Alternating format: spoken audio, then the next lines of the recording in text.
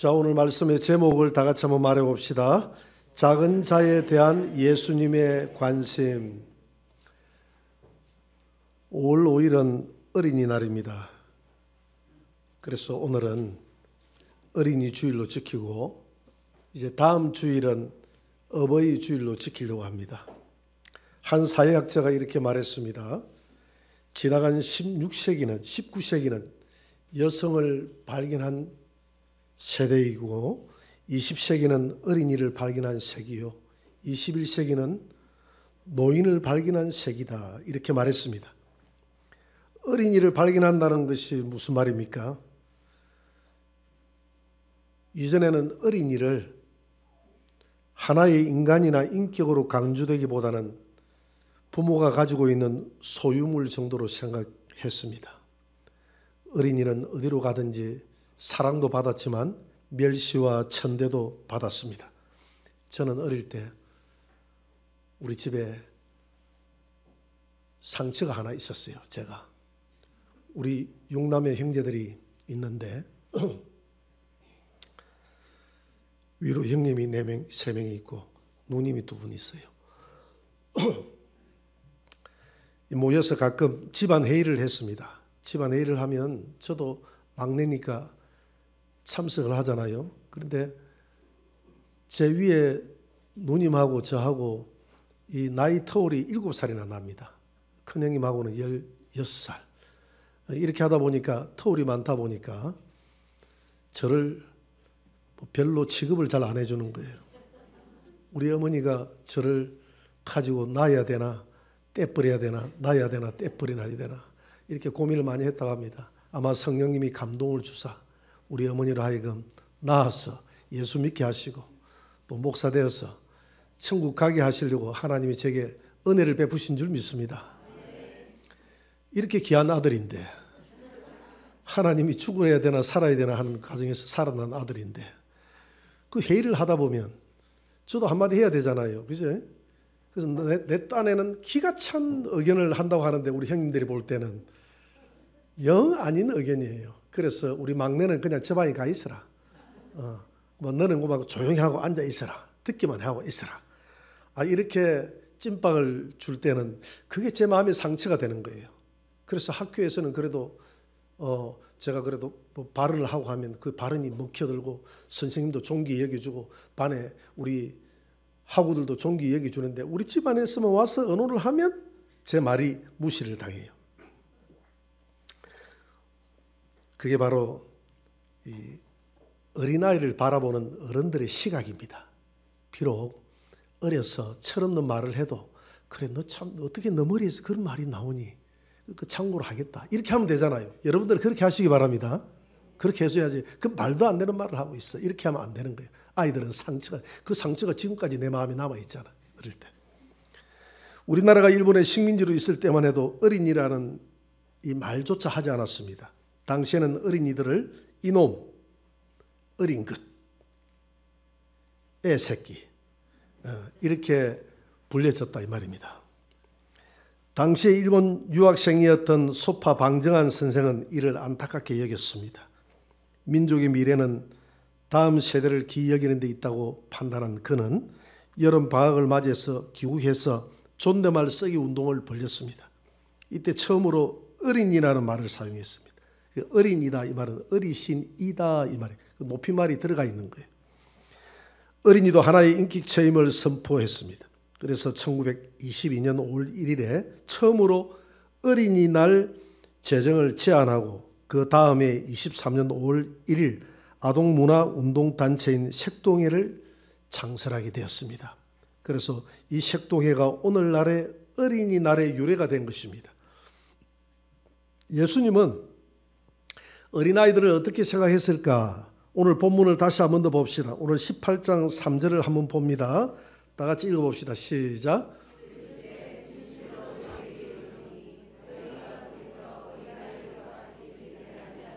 결단코 천국에 들어가지 못하리라.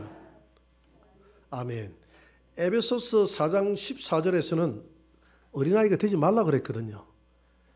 장성한 어린아이의 일을 벗어버리고 장성한 어른이 되라고 했습니다. 그런데 여기에서는 어린아이가 되라 이렇게 이야기를 했습니다. 이 말씀은 서로 충돌이 되는 것 같지만 전혀 충돌이 되는 게 아닙니다. 장성한 그리스도인이 되어야 되겠지만 아이들이 가지고 있는 그 순수한 마음을 본받아야 된다는 것입니다.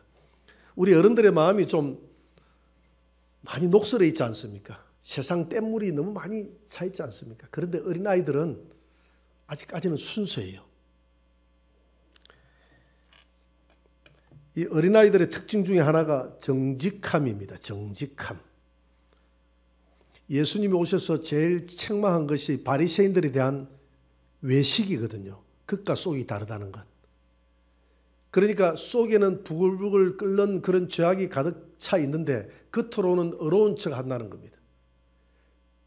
내 안이 더러우면 내 바깥도 더럽다고 이렇게 표현을 해야 되는데 표현을 하지 않고 어렵다고 한다는 겁니다. 그래서 머리에 망토를 쓰고 수염을 기르고 흰옷을 입고 경전을 들고 시장에서 문 안 받기를 좋아하고 랍비라 선생이라 부름받기를 좋아한다고 그랬어요. 그래서 본인들은 의인이니까 예수님이 죄인이라고 생각하는 자기들하고는 상관이 없는 복음입니다. 예수님의 복음은 저 죄인이라고 생각했던 창기나 세리들에게 필요하지 우리 같은 의인들에게는 필요 없다라고 생각했던 것이 바리새인들의 생각입니다. 이 바리새인들을 향해서 주님은 독사의 자식이라고 그랬어요. 정직하지 못하다는 겁니다. 속에 있는 더러움이 있으면 내가 더럽다고 이야기해야 되는데 자기 스스로 고상하다고 이야기하니까 하나님이 바라볼 때는 정직하지 못한 거예요. 그러나 어린아이들은 그렇지 않아요. 있는 그대로 이야기합니다. 싫으면 싫다고 이야기하고 좋으면 좋다고 이야기합니다. 아이들이 거짓말을 잘해요. 정직하다는 말과 거짓말을 잘한다는 말은 또 다른 이야기입니다. 거짓말을 잘하는데 이 아이들의 거짓말은 순수합니다.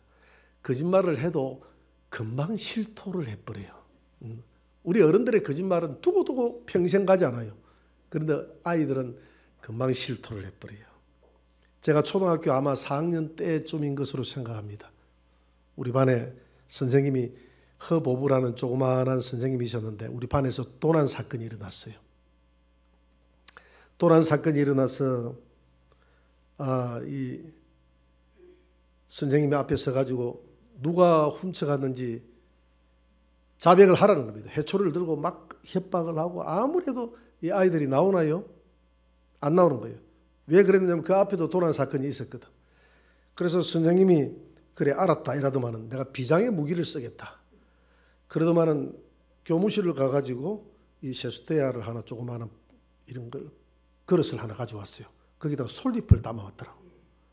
그래서 솔잎을 담아가지고 내가 지금부터 이 솔잎에 주문을 외운다.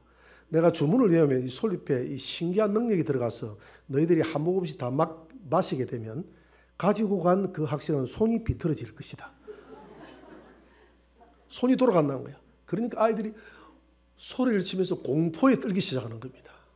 저도 얼마나 떨었는지 모릅니다. 제가 훔쳐가지는 않았지만 혹시 이게 뭐가 잘못돼가지고 내 손이 돌아가 버리면 어떻게 하나 뭐 이런 불안한 마음이 있잖아요. 이런 불안한 마음이 마음을 지배하기 시작합니다.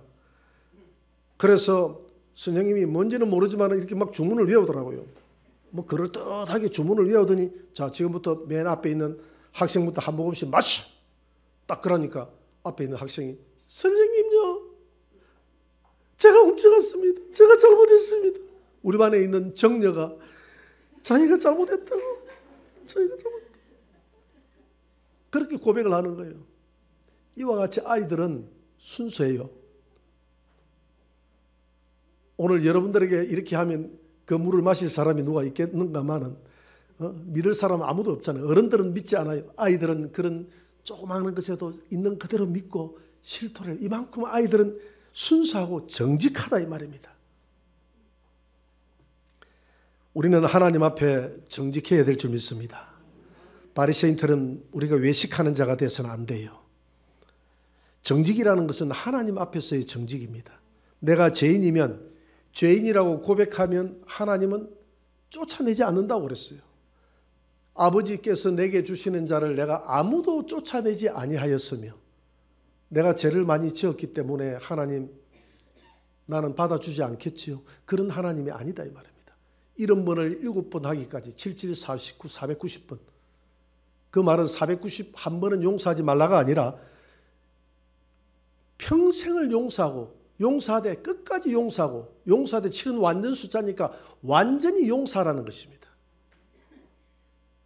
죄인이라고 고백하면 주님은 받아주십니다. 하나님 앞에 정직하시기 바랍니다. 정직하게 죄인이라고 고백하시기 바랍니다. 내게 구원이 필요하면 구원이 필요하다고, 하나님 앞에 도움이 필요하면 도움이 필요하다고, 내 힘으로 아니 되면 내 힘으로 안 된다고 하나님 앞에 연약함을 고백하시는 저와 여러분들이 되시기를 주의 이름으로 축원합니다. 다윗은 하나님 나에게 정직한 영을 새롭게 해 주옵소서. 자꾸 자기가 추한 거예요. 나이가 들면서 왕이 되면서 자기의 추한 모습을 보게 되는 겁니다. 그래서 그는 하나님 앞에 간절히 기도합니다. 주의 옷을초로 나를 정결하게 하시고, 주여 너무나 더러운 이 마음 정직한 영을 새롭게 해서 하나님 앞에 사람 앞에 정직하게 좀 살아갈 수 있도록, 나를 속이지 않고 살아갈 수 있도록 도와주시옵소서. 이렇게 기도했던 사람 다윗. 그래서 다윗을 하나님이 사랑하지 않습니까? 아이들의 두 번째 특징은 겸손하고 순수하다는 겁니다. 겸손하고 순수하다. 이 어린아이들을 누가 더 크냐 하는 이런 문제로 주님이 이야기한 것이 아니고, 이 제자들이 먼저 예수님에게 천국이 임할 때에 누가 더 큽니까? 이렇게 물어봅니다. 오늘 18장 1절 한번 봅니다. 18장 1절 한번 다 같이 읽어봅시다. 시작. 그때에 제자들이 예수께 나와 이르되 천국에서는 누가 크니까? 자, 이 말은 우리가 천국 가서 누가 크냐 이 말이 아니에요. 지금 제자들이 묻는 이 천국의 개념은 조금 달라요.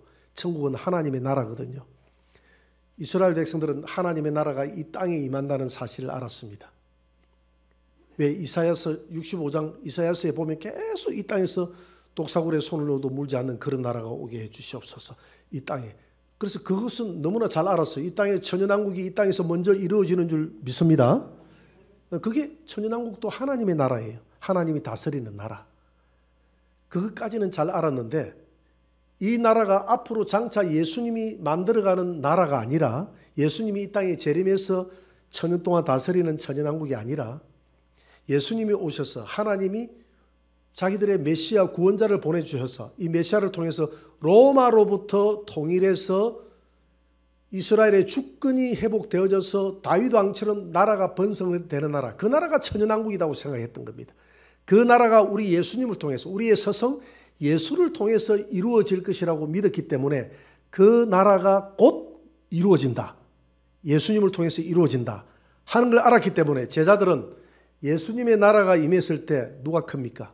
누가 영의정입니까? 누가 우의정 자의정입니까? 누가 총리입니까? 누가 국회의장입니까? 누가 장관입니까? 이렇게 물어봤던 겁니다. 그랬더니 여기에 대한 주님의 답변입니다. 18장 4절을 한번 읽어봅니다. 다 같이. 그러므로 누구든지 이 어린아이와 같이 자기를 낮추는 사람이 천국에서 큰 자니라. 어린아이와 같이 낮아진 자, 내가 가장 작다고 생각하는 그 자가 하나님 나라에서는 큰 자다. 이 땅에서는 스스로 큰 자라고 생각하는 자가 클지 몰라도, 명예와 이런 높은 감투를 쓰면 클지 몰라도 하나님의 나라는 정반대다. 하나님의 나라는 이 땅에서 스스로 겸손하게 살아간 그 사람이 하나님 나라에서는 더 큰 자가 될 것이다. 여러분 겸손하게 사시기 바랍니다. 겸손이라는 것은 자기를 낮추는 겁니다. 옆에 있는 사람을 높이는 겁니다. 모르는 게 있으면 아이들은 몰라요 라고 답을 합니다. 아이들은 겸손하고 순수합니다. 맛있는 게 눈에 있으면 아이들은 눈치 보지 않고 그냥 텁석 가져준다고 하면 교회를 찾아 나옵니다. 캄보디아에 우리 변종걸 선교사님이 지난주 캄보디아 선교 사역에 대해서 보고를 했습니다. 그가 사역 보고를 하는 도중에 이런 말을 했어요. 어른들에 대해서는 제가 집중 사역을 하지 않습니다. 하지 않는 이유가, 어른들의 사역을 해보니까 어른들을 양육하고 오직 예수 그리스도만이 이 땅의 구원자요, 나머지 저 절간에 가서 등 달고 절간에 가서 섬기고 하는 것들은 다 우상 숭배입니다.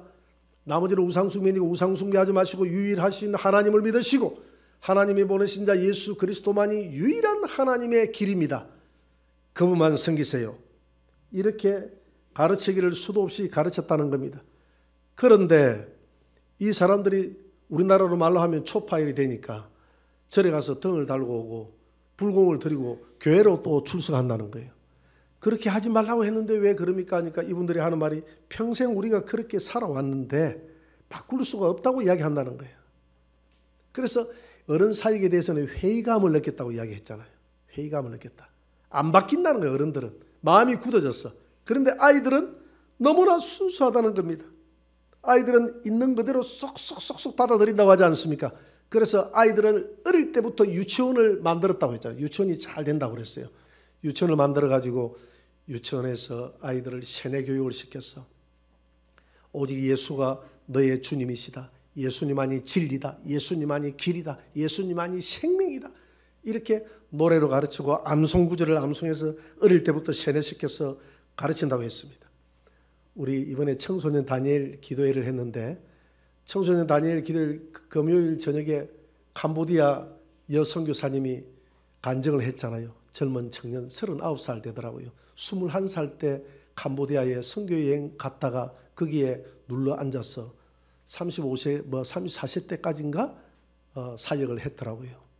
하나님 앞에 어린 아이들을 정말 순수하게 그 캄보디아의 그 아이들이 어릴 때 자기가 이렇게 안았는데 머리에 보니까 이가 덕시덕시하고 벌레가 쭉 기어가고 벌레가 떨어지고 막 이런 아이들. 그런 아이들을 처음에는 정말 징그럽기도 하고 이렇게 안고 사역하기에는 너무나 불쾌하고 그런 환경에서 자기가 안 자라다 보니까 우리가 옛날에 과거에 어릴 때 머리에 이가 덕시덕시하고 학교에서 이 검사하고 치아 검사하고 막 선생님 그랬거든요. 이 있는 거 이 잡아라고 이야기하고 어릴 때 우리도 그렇게 살았단 말이에요. 이렇게 문명화된 지가 그렇게 오래되지 않아요. 캄보디아가 지금 그렇다는 거예요. 근데 이 아이들을 버릴 수가 없어 아이들을 사역을 했는데 자기가 결혼을 하지 못했어. 결혼에 대한 감동을 줘서 결혼을 했던 남자가 미국에서 그 왕자가 나타났는데 결혼을 하고 미국으로 신혼살림을 떠나야 될 것 같아서 이 사역을 어찌 할 수가 없는데 이 아이들이 이 사역을 하면 10년이 넘게 10몇 년간 이 사역을 하면서 아이들이 장성한 청년이 됐다는 거예요. 그 중에서 이 청년들이 선생님 이제 걱정하지 마시고 미국으로 가세요. 이제 이 교회들은 지금 선생님이 하는 이 사역들은 우리가 계속해서 진행하겠습니다. 여러분 아이들을 키우니까 이 아이들이 이렇게 자란 거예요. 이 아이들의 미래가 있지 않습니까? 그래서 우리 한국에도 이 청소년들이 죽어간다고 그러거든요. 주일학교가 지금 죽어간다고 그러거든요. 청년들이 죽어간다고 그러거든요. 그래서 우리가 옆에 우리 비전관을 우리가 이번에 새로 사가지고 리모델링을 깨끗하게 만들었습니다. 1층에는 우리 청년들, 2층은 주일학교, 3층은 우리 학생들. 저 아이들이 자라서 미래에 우리가 믿었던 이 예수님, 우리가 끌고 가는 이 사역을 저 아이들이 장성해서 끌고 가게 될 줄 믿습니다. 그래서 아이들은 순수하게 밀어 넣기만 하면 그대로 받아들이기 때문에 소화를 하기 때문에 이 변용걸 선교사님이 아이들에 대해서 집중 사역을 한다는 거예요. 아이들의 사역을 도와주세요. 이렇게 이야기했지 않습니까? 어른들은 마음이 굳어져서 그 굳은 마음을 깨트리지 않고서는 마음이 순수한 마음으로 천국을 받아들일 수가 없어요. 그래서 사도 바울은 고린도후서 10장 4절 5절에서 우리 인간이 깨트려야 될 그 마음을 이렇게 표현하고 있습니다. 한번 떼어주세요. 고린도후서 10장 4절 5절 다 같이 우리의 싸우는 무기는 육신에 속한 것이 아니요 오직 어떤 견고한 진도 무너뜨리는 하나님의 능력이라 모든 이론을 무너뜨리며 하나님 아는 것을 대적하여 높아진 것을 다 무너뜨리고 모든 생각을 사로잡아 그리스도에게 복종하게 하니 견고한 진이 무너져야 된다. 어른들은 아이들보다 경험이 많습니다. 그리고 배웠던 지식도 풍부합니다. 이 경험과 지식이 쌓여서 자기 이론이 되는 거예요. 자기 가치관이 형성되는 겁니다. 그 가치관이 좋은 가치관이면 되는데 좋은 가치관도 있지만은 아주 부정적인 가치관도 있어요. 그것이 경관진지, 군인들이 들어가 있는 그 벙커, 저기 총을 쏴도 보호해주는 벙커가 돼서 어떤 하나님의 말씀이 강력하게 들어가도 이 벙커에서 튕겨나가 버리는 겁니다. 아무리 하나님 말씀을 전해도 어른들의 마음은 이와 같이 자기의 경관 이론과 지식과 경험이 경관진을 이루어서 하나님의 말씀이 들어가지 못하고 튕겨나가 버리기 때문에 우리의 싸움은 혈과 육이 아니요 우리 자신들 안에 있는 우리 자신들을 이론을 깨트리고 우리의 경험을 깨트리고 우리의 지식을 하나님의 말씀으로 깨지는 것입니다. 그것이 우리의 싸움인 줄 믿습니다. 그래서 하나님 앞에 하나님 경관 내 안에 있는 이 마음이 깨어지게 하여 주옵소서. 이 더러운 마음이 깨어지게 하여 주시고 이 교만한 마음이 깨어지게 하여 주옵소서. 잘 안 깨져. 자기 생활 습관이 전혀 안 깨집니다. 습관을 깨트리기가 어려워요. 오래전에 우리 교회에 무속을 다니다가 말기암 환자가 들어왔는데 눈물 흘리며 예수님을 영접했습니다. 너무 잘 믿겠다고 이야기하고 성령책도 받아가고 신방도 받았어요.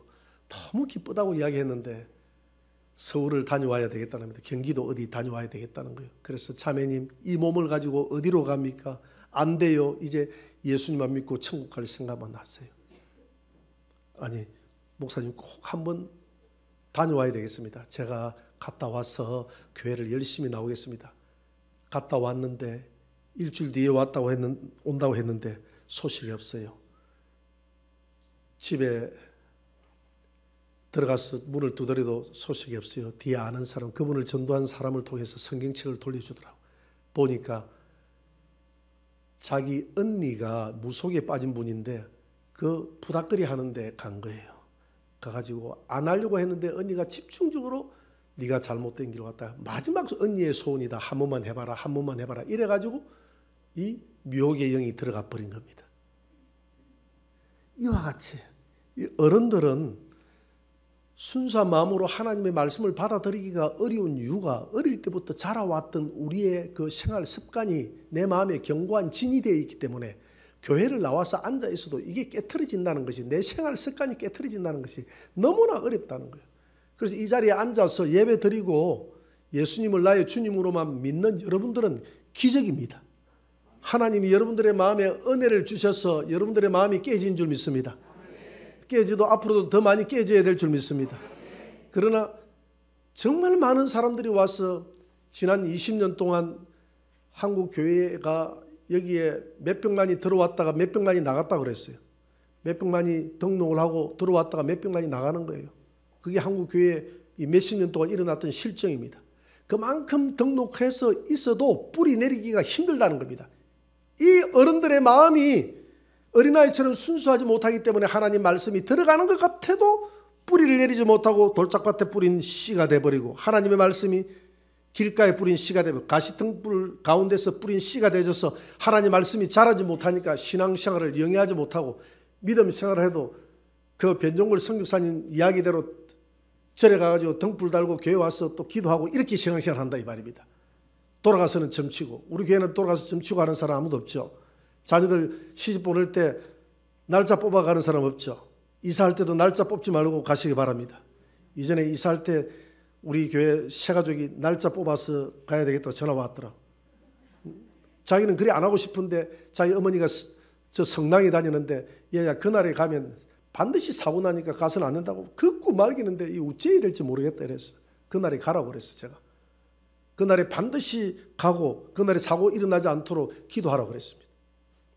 그래서 그날 내 말 듣고 그날 이사를 했어요. 그래서 제가 걱정이 돼서 기도를 했습니다. 하나님 쟁반 하나도 깨지지 않도록 도와주시옵소서. 쟁반 하나 깨지면 사고가 액땜했다. 또 부모는 그렇게 이야기할 거 아니에요. 그래서 저녁에 전화를 해봤습니다. 오늘 뭐 사고 난 게 있습니까? 아무 사고 없고 쟁반이라도 하나 깨졌습니까? 아무 깨진 것도 없고 어머니에게 이야기하세요. 이날 했기 때문에 사고가 안 났지. 그날이 이사 안 하는 날이 이사하면 사고 나는 날이거든요. 우리는 운명을 바꾸는 하나님인 줄 믿으시기 바랍니다. 우리 한국 사회의 윤리 형성에는 과거에 유교가 깊은 영향을 미쳤습니다. 이런 유교의 영향 중에는 긍정적이고 좋은 요소들이 참 많았습니다. 복음이 들어오기 전에 유교가 우리 사회의 도덕성을 지켰던 것은 틀림없습니다. 장유유수도 하고 가정에 이런 질서를 세워나가고 또 부모들의 권위를 세워나가고 이렇게 했지만 새로운 성숙한 미래 사회를 지향해 나가야 될 오늘 이 시점에는 이 유교가 또 만만치 않은 역기능을 우리에게 준 것도 많이 있어요. 예를 들어서 어른 중심의 사고, 권위주의적이잖아. 유교가 굉장히 권위주의적이다. 어마어마한 권위주의적입니다. 그리고 유교는 강자 중심의 사고가 형성이 되어 있습니다. 그리 되다 보니까 어른과 아이들, 양반과 쌍놈을 구분하죠. 그리고 남자와 여자도 유교 안에서는 사람 취급을 받지 못하죠. 그래서 어린이나 장애인이나 여자나 이 사회적 약자에 대해서 전시하고 멸시하는 경향들이 유교에 녹아 있었습니다. 좋은 기능이 있었던가 하면 역기능도 많이 있었다는 것이죠. 그러나 우리나라에 기독교가 들어오면서 이런 문화들이 사라졌습니다. 기독교는 여성들의 인권을 높여주고요. 어린이날이 되가 어린이들의 소중함을 높여주고요. 사회의 약자들을 돌봐주고 장애인들을 돌봐주고 이런 사역들을 교회가 했지 않습니까? 바로 이 예수님의 가르침이기 때문에 그렇습니다. 예수님은 오늘 5절에서 누구든지 내 이름으로 이런 어린아이 하나를 영접하면 나를 영접합니다.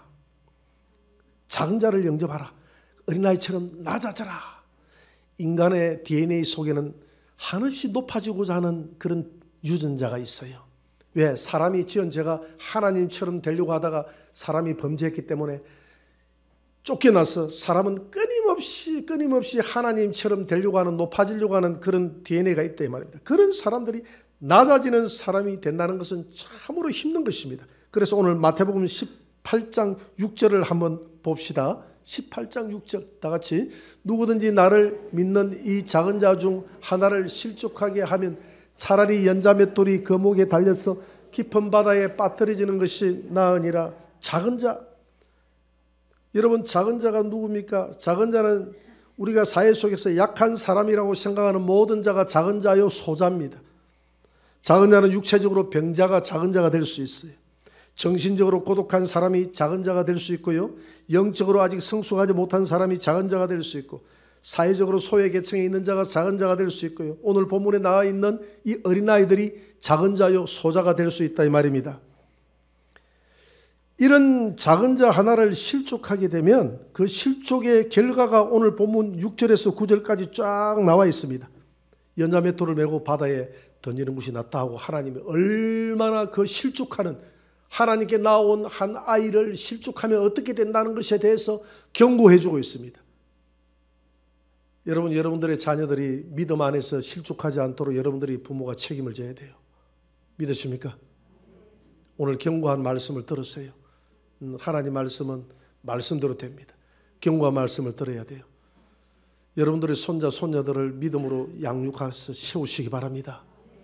오늘 경고의 말씀대로 작은 자 하나를 실족하게 하는 순간에 차라리 연자맷돌 메고 바다에 던지는 것이 낫다라고 주님이 말씀하지 않습니까? 실족하게 해서는 안 돼요. 그 소중한 존재가 지옥에 빠뜨려질 수 있도록 우리가 그렇게 실족시켜서 되겠습니까? 천국 우리만 갔어야 되겠습니까? 같이 인도해서 가야죠. 내 자식인데, 내 손자, 손녀인데, 내 핏줄인데. 작은 자들을 실족하지 말라고 한 이유는 10절에서 보다 선명하게 기록하고 있습니다. 18장 10절을 같이 한번 읽어봅니다.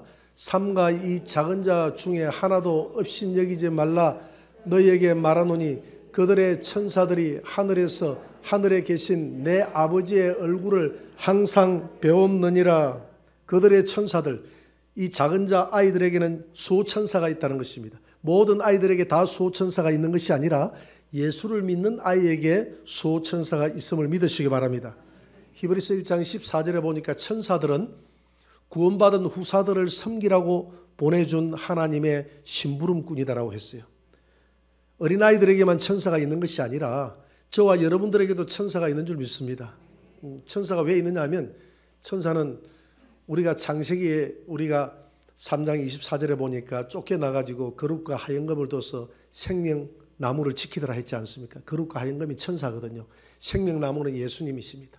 예수님은 법궤예요. 법궤 위에 보면 두 천사가 날개를 하고 있잖아요. 그렇게 예수님이 부활했을 때 천사 둘이가 딱 이렇게 하나는 머리맡에 하나는 발 밑에 딱 이렇게 보호하고 있었잖아요. 이게 수호천사거든요. 예수님이 있기 때문에 대통령이 가면 항상 경호원이 따라가듯이 예수님이 우리 안에 앉아있기 때문에 예수님 때문에 경호원이 우리에게 붙는 거예요. 할렐루야. 그래서 우리가 수호천사는 동양생명에 있는 게 아니라 우리 예수 믿는 우리에게 있는 줄 믿습니다. 우리에게 있어요. 우리에게 있다 이 말입니다. 특별히 작은 자에게 천사가 있다 강조를 한 이유는 작은 자를 업신여기기 때문에 사람 취급을 하지 않기 때문에 작은 자도 천사가 받들고 있는데 네가 뭐라고 아이들을 오지 말라 하느냐. 마태복음 오늘 다음 장을 이렇게 넘겨보면 19장 13절 14절에 보니까요. 부모가 아이를 데리고 와가지고 예수님 안수 좀 해달라고 이렇게 하니까 제자들이 화를 내면서 애들은 저리 가라. 옛날 말로 하면 죄송합니다. 내가 이 말을 못하겠네. 요즘 예수님 안에서 아까 뭐라고 애 새끼라고 이야기했죠. 저리 가라. 옛날에 그랬잖아요. 꼭 유대인 사고 속에서도 그런 일들을 하는 거예요. 이런 사고를 가진 겁니다. 이때 당시만 해도 애들에 대해서 천대를 했고 여성들에 대해서도 천대를 했고 그래서 남자 위주의 구약적인 사고 이런 사고를 가지고 있었기 때문에 애들을 쫓아내버린 거예요. 그러니까 예수님이 그리 하지 말라. 애들을 안고 오면서 아이들이 나에게 오는 것을 금하지 말라. 하나님의 나라가 이런 자의 것이다. 할렐루야. 하나님의 나라가 이런 어린아이들이 하나님의 나라의 일꾼이다. 너희들도 어린아이처럼 돼야 하늘나라에 가. 어린아이처럼 순수하고 겸손하게 내 말을 받아들일 때 하나님 나라에 합당한 사람이 된다는 겁니다. 하늘나라에서 크고자 하는 자는 작아질 것이요 하나님 나라에서 이 땅에서는 스스로 작아지고 어린아이처럼 섬길 때 어린아이와 같이 섬길 때에 큰 자가 될 것이다. 어린이날을 맞이해서 오늘 어린이에 관련된 말씀을 전했습니다. 오늘 말씀을 맺겠습니다. 오늘 하나님께서 주시는 교훈은 첫째는 아이들을 소중히 여기라. 아이들을 실족하지 말라. 실족하지 말고 믿음으로 소중히 양육하라는 것입니다. 어릴 때부터 하나님 말씀을 손목에 메고 미간에도 새기고 말씀으로 변영굴 선교사님이 유치원 때부터 세뇌를 시킨다고 하는데 하나님 말씀으로 세뇌시키시기 바랍니다.